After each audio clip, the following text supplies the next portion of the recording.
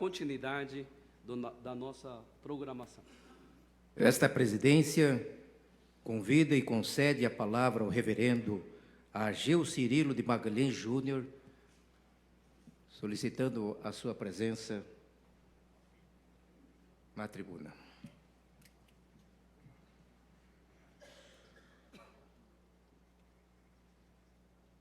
Eu cumprimento o deputado Pedro Cacá, no nome de quem eu cumprimento toda a mesa e agradeço o esforço dele por esta solenidade. A palavra de Deus nos diz no Salmo 112, versículo 4, que ao justo nasce luz nas trevas. E um dos lemas da Reforma Protestante foi justamente pós tenebras lux, depois das trevas lux. O período da Idade Média, que durou cerca de 1000 anos, ele foi um período, em muitos sentidos, de trevas. O povo não tinha acesso à educação, ao saneamento básico. Apenas quem tinha direito à educação eram os nobres, os religiosos. E, nesse sentido, Martinho Lutero, quando intencionava fazer uma reforma religiosa na igreja, ele não esperava que aquele movimento ganhasse vulto e expressão e acabasse influenciando muitas áreas da sociedade. Naquele período em que Martinho Lutero viveu, a Igreja Católica havia se inclinado para vários erros, no longo período da Idade Média. E eu destaco na minha breve fala quatro erros principais daquele período. O primeiro erro foi o comércio das indulgências. A Igreja Católica Apostólica Romana, no decorrer dos tempos, a partir do século XII, ela começou a taxar o perdão divino, uma espécie de pedágio. O perdão bíblico, o perdão que Deus dá é gratuito, mas a igreja passou a vender um documento chamado indulgência, uma espécie de diploma com letras garrafais, de forma que aquele que tivesse algum pecado teria que comprar esse documento para obter assim o perdão dos seus pecados. E nesse sentido, foi que Martinho Lutero escreveu as famosas 95 teses, as 95 afirmações contra, principalmente, a venda do perdão divino. Em 31 de outubro de 1517, Martinho Lutero, aproveitando a véspera do dia de Todos os Santos, em que o local estaria repleto de pessoas, ele afixou este grande documento na porta da capela do castelo em Wittenberg. E as pessoas, no dia seguinte, começaram a ler aquelas teses e a perceber o quanto a Igreja Católica estava em maus caminhos. As indulgências eram vendidas com muito dinheiro para quem tinha mais dinheiro e com poucas moedas para quem tinha menos dinheiro.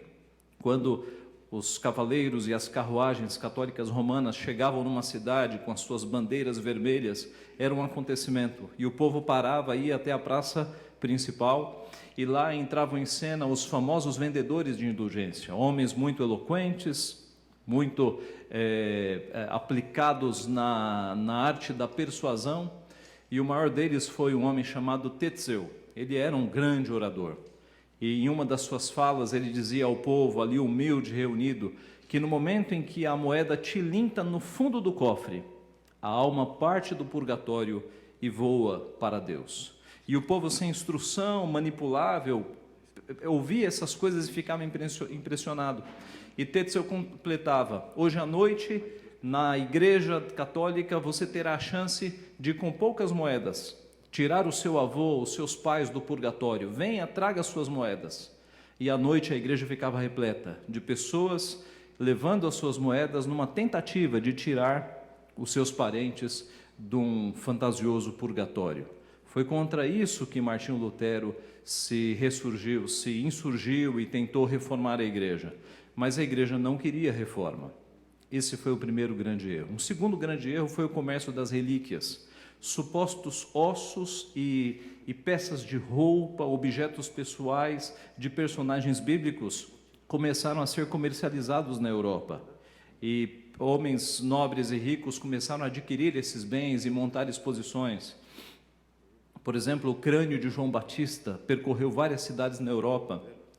O suposto crânio de João Batista, e isso atraía pessoas que formavam filas para ter acesso a este crânio. Roupas de José, E havia uma cidade na Europa em que um frasquinho de leite era tido como um pouco de leite materno de Maria, e as pessoas faziam fila para ter acesso a esse leite. Hoje, quando nós olhamos o mundo evangélico atual, nós vemos distorções parecidas. Água de torneira sendo vendida como água do Rio Jordão e coisas assim. Isso começa na Idade Média, o comércio das relíquias, e foi contra isso que Martinho Lutero se insurgiu também. Um terceiro grande erro do período foi o Tribunal da Santa Inquisição. A igreja se julgava detentora absoluta da verdade, não apenas em assuntos religiosos, mas em todas as áreas, de forma que Galileu Galilei, observando o trabalho de Copérnico, ele chegou à conclusão que o nosso planeta não era o centro do sistema. O nosso sistema não é geocêntrico, mas é heliocêntrico. Mas ele foi chamado pela Igreja Católica a se retratar. E ele teve que se retratar, porque senão ele seria morto.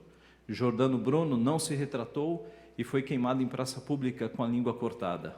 Aliás, língua cortada ou perfurada era um requinte de crueldade que a igreja fazia àqueles que discordavam. Porque a maioria dos cristãos, quando ia para a fogueira por amor do evangelho, ia cantando salmos. E era terrível para os inquisitores ver os crentes morrendo queimados e cantando salmos. Por isso eles cortavam a língua daqueles mártires. O Tribunal da Santa Inquisição foi uma mancha negra na história da humanidade.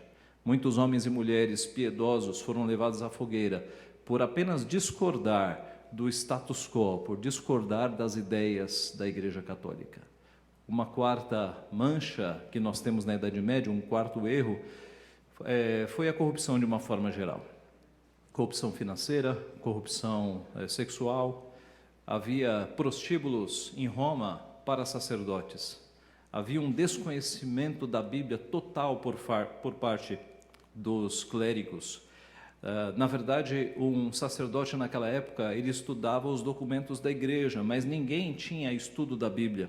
Quando Martinho Lutero começou a se dedicar a estudar a Bíblia, ele foi caçoado pelos seus colegas. Mas foi por conta do seu estudo da Bíblia que ele conheceu a verdade. Em 1512, ele adquire o título de doutor em teologia, título que ele não queria, mas era necessário para se tornar professor, e ele começa a ensinar.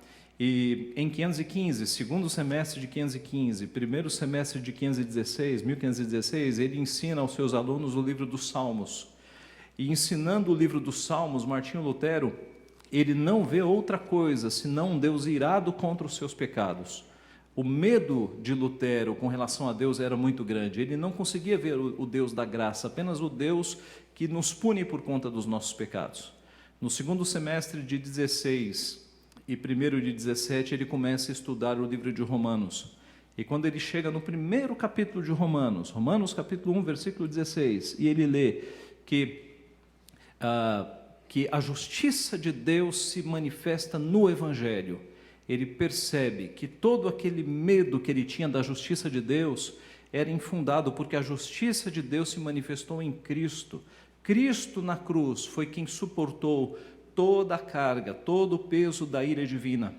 E Lutero vai escrever num dos seus livros que foi como se as portas do paraíso tivessem se abrido para ele, quando ele percebeu que ele não precisava mais temer a Deus, que todo o peso da ira de Deus havia caído no próprio Filho, de forma que quem está no Filho agora está perdoado. Quem está no Filho não merece mais a ira do Deus Santo, porque o Cordeiro suportou toda a ira divina.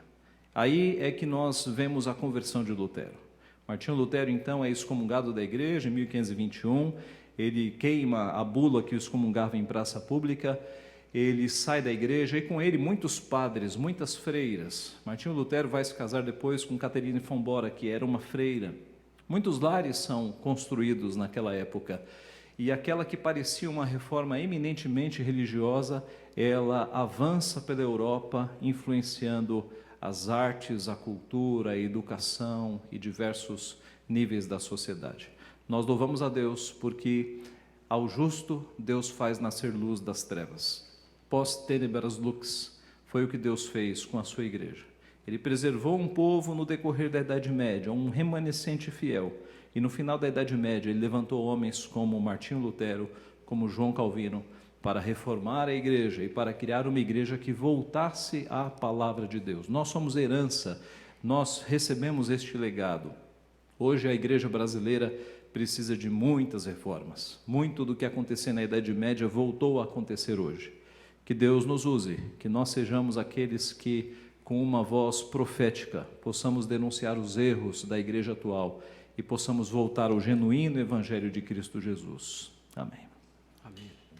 Amém.